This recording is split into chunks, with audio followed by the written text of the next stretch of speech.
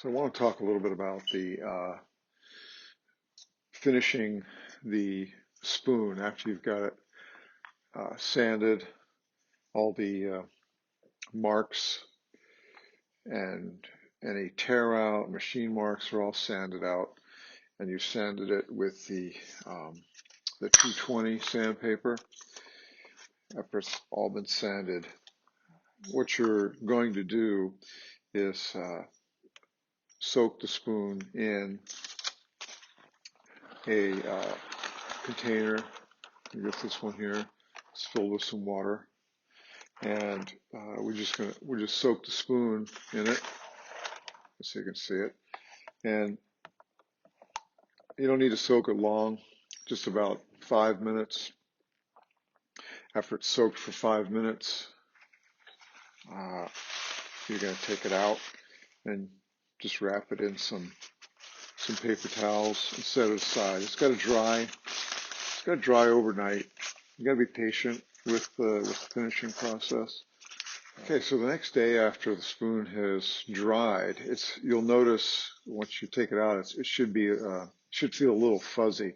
So what we're doing when we soak the spoon is we're raising the grain, and then we're going to come back with a 320 sandpaper, which is the darker colored sandpaper, and we're going to sand all that fuzz off. A little word about sandpaper. So we sanded it first to get when it was rough. We were sanding it with what would be called 100 or 120 grit sandpaper. Those are the two I have. That's a fairly coarse sandpaper, and that you get all the marks and things like that out of it. And once you have all the marks and the tear out and the machine marks off, we smooth it with the 220 sandpaper. So as the number goes up, the smoother or the finer the sandpaper gets. And finally, after we've soaked it, we're going to use the 320, which is a very fine sandpaper, and just knock all that fuzz off of the spoon. It doesn't take a long time.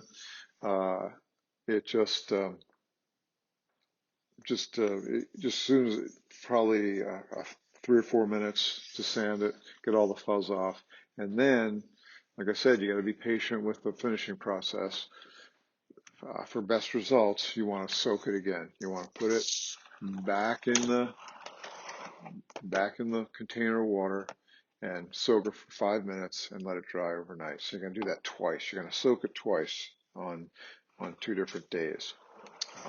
So like I said, you need to be patient with the finishing process. So after it has been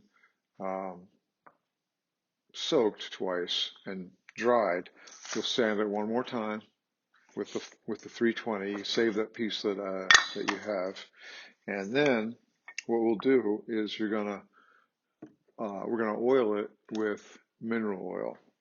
So what you're gonna do is you take a paper towel or small rag and put a few, maybe 3 or 4 drops at a time on it. 3 drops on there, and then you're going to just start rubbing it in. And you want to rub